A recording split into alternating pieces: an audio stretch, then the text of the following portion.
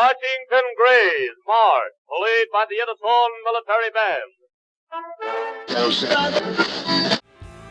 You know, when I first met this guy, it was back in one of the Ultimate Grapplers Challenge tournaments. And I remember listening to him, to some of the stories he was telling and talking to us about his background in martial arts. And he was very articulate. And he was on point with everything he knew. And I remember I really started liking this guy, you know. And he's also a top competitor in the world of jiu-jitsu and MMA. And he's a very good street fighter. And he's very open-minded too. A practitioner of kung fu and different arts. And he mixes all this stuff up, you know, so that when he goes out to fight and compete, you know, he's just a much better fighter. So anyway, I'm going to let him come on the show and talk to you guys. And remember that you are listening to World Martial Arts Radio with me, Alex Collazo. 1999, I started wrestling in high school. I needed an extracurricular. I wasn't doing anything with myself, and I figured getting into wrestling would be an ideal thing. Teach me some practical self-defense skills at the same time, like get a nice sport in there as well. And so I took up wrestling and really enjoyed it, but I can't say I was good at it, you know? Yeah. It's one of the things where the intensity of the sport was just overwhelming to me at the time. I'd never done things like it before, and then for me, it was just like, man, I'm just getting run over every day. I've lost like pretty much every match. So they ended up winning 3 of them over the course of 3 years, though. So I win like a match a season. I did 3 seasons, with them on JV and varsity. And it was an enjoyable experience, though. And it really taught me how to take my lumps on the mat, you know what I mean? Which I would say is the top skill for any jiu-jitsu competitor or any competitor in any martial art. You know, you also had some stories to tell about your experiences in the street, and then you know, when you go out, you get a lot of street fights, huh? I do nowadays. It's actually pretty interesting. So, back when I first started martial arts, I was into the underground fighting scene. We called it the Gangsta back in the day, and I got myself into a nice little incident there with the Kung Fu Master. It's very rare that you run into anyone that's practicing martial arts in a street confrontation. And what was interesting about this guy was that he was actually pretty good. He didn't last long in the fight. He was attacking the girl, and so I approached him not from the front, but from off side at an angle with a flying kick of all things. The flying kicks, those don't work on the street. Like, you know, you see him in the movies, it seems like a good idea. Actually, I don't know why I thought that was a good idea. But down I go, and of course I hit the deck, got up. Oh, man. Mounted, ground and pound, pretty much your standard jiu-jitsu stuff. And it was effective, and, you know, ever since then I've been doing Brazilian jiu-jitsu pretty steadily, because I found it was just a very effective way to fight. Even though the guy had long training, I was able to take the guy to the ground and really put a whooping on him. That was my experience fighting in the streets against other martial arts. Now, nowadays, I do it professionally as a bouncer. From time to time, I have to look at there. And, like, it's a different feel between dueling someone on the street and being involved in a more chaotic street situation. You know, when there's hundreds of people, if not thousands of people running around, everyone's yelling, lights everywhere. It's a much different situation than being, like, one-on-one, even if it is in a parking lot. And so I would say one of the things I've learned over the years is there's 2 different sides, you know, to the street. Everything's okay, street versus sport. You know, what's the comparison there? But really, it's like you have different street situations that present themselves. Mm-hmm. What are the? I know you competed in Naga, right? Yes. And how was that? How did it go for you? So Naga, I've had a very interesting experience with.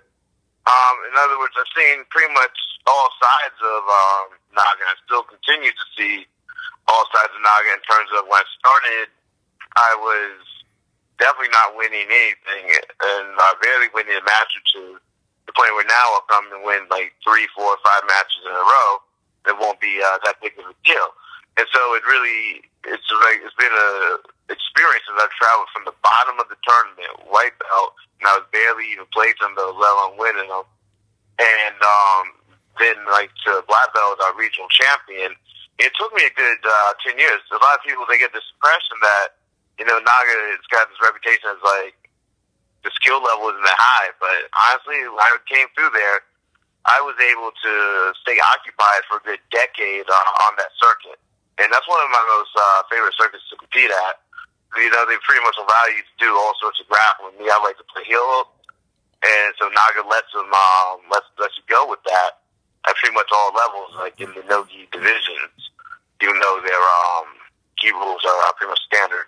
But the no-gi really lets you play with the different attacks. So I like hanging out there. It's a great experience there. When I spoke to you, I loved how when we were talking, you said that you practice different martial arts to complement your wrestling. Like you gave me a little demonstration of your kung fu, and you're very open-minded. And how do you feel about that? Do you think like in the near future we can see things like Chinese kung fu, being used in the UFC and in different competitions? So I think that the open-mindedness to me, it's all about taking like the information that you're presented with, that you're given. There's no reason why you just would sit there and just shut your mind to all of this great material that are out there. And so I think that as people start to take a look at these arts and take a look at what the arts have to offer, that they're going to pick them up and start using them. Because I think now that you see a bias in the community for certain arts, and I think that that's unnecessary. I think that a grip in China is the same as a grip in Brazil or a grip in Japan or a grip anywhere else in the world. It's a matter of how you're using it. It's a matter of, what's your leverage looking like. And the idea that only certain countries came up with effective methods of grabbing people, it doesn't make any sense to me, And so I think that absolutely, as more people start to understand that, and as more people start to look at ways to step out of the line, basically, they want to step out of the common material that they're seeing. As people start to do these things, you're going to see the rise of all sorts of arts. Look at how we had made in karate. You got someone absolutely come through use kung fu. Most likely you'll see Shaolin China due to its usefulness in grappling situation. I'm telling you, we're going to see it soon. Wow. Hey, tell me that story about your guys versus the Marines or the Navy. Oh, Harvard versus Navy. So that was back when I was teaching at Harvard, and that was a fun event. So it was set up so that I would be coaching the team, and we would have our matches. Our guys matched up against their guys, and their team was actually the more serious of the two guys. They were the two teams, they were very well organized. They had the situation under control. They had uniforms. They had a clear plan. And they were actually pretty good with the jiu-jitsu. They were having some sort of issue finding a coach, but all in all, they made a nice presentation about a solid team out. And I ended up getting stuck in traffic out in Jersey somewhere. Ended up going to the wrong city. Had to re-navigate. Was that Jersey or was that Maryland? Somewhere we got lost in traffic. And so we show up, and at this point, our guys are down. And so it was me and one of the guys from the Harvard Extension School that I brought along with me. And so we head on in. We change, get into uniform, and my guy goes out there, and I was sort of embarrassed because, who wants to be late to an event that they're supposed to be coaching? And so you better have something good to show for it. So my guy comes out there, gets the guy in a very nice triangle. I was kind of worried because he hadn't practiced in a while, but his martial arts was there. It was there for him when he needed it. It was on point. Submitted the guy. I went out there, submitted a couple guys, and they were very strong, very athletic. most definitely. But I used my leg locks, which they just weren't prepared for at the time. So then after that, I taught them the leg lock seminar, which they ate up. You know, they had a great time. And then we went and had some, I believe it was barbecue and cigars. And so that's how that went. Do you prefer? It was a brilliant time. Do you prefer? Do you prefer stand up over grappling, or grappling over stand up? It really depends on the context.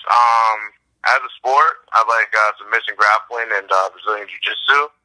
But when I'm out there, like I'm a bouncer downtown, when I'm out there bouncing, then I want to stay on my feet. I try not to take it to the ground and the ground fight too much. I had a scenario where I did do that, and I found myself quickly surrounded. I found myself getting kicked and punched from all sides. I also found myself unarmed, which was fortunate. Like, the jiu-jitsu was helpful in that regards, but I would have preferred to take the guy down and keep my standing, or perhaps not even take him down, lock him up, and walk him out the door that way. Ending up on the ground with the guy turned out to be a very bad mistake. So I'm more inclined to keep it on the ground for a sport match, but on the streets, I'd like to keep it on my feet. Wow. Do you train a lot every day, even though you're teaching now, or? Yeah, I like to try and get in like at least an hour a day, you know what I mean? I don't do the big marathon training sessions anymore. That's not what's that for me. I'm more concerned with like the practicalities of running a school nowadays. But at least an hour a day, you know what I mean, just to maintain the shape, maintain the fitness. I'm still taking matches, so it's important that, you know, I'm ready for a match at any time as well. Wow. That's great, my man. Well, you know, it was great talking to you. Do you want to do any shout outs or anything like that? Anybody? For when they hear this? Just, what's it called? To all my students, how's it going? Keep it training, keep it on the mats. I'll see you on the dojo. Take care. All right, my man. Well, thanks for the interview. It was nice hearing from you. Yep. Jordan Tabor, everybody. All right, my friend.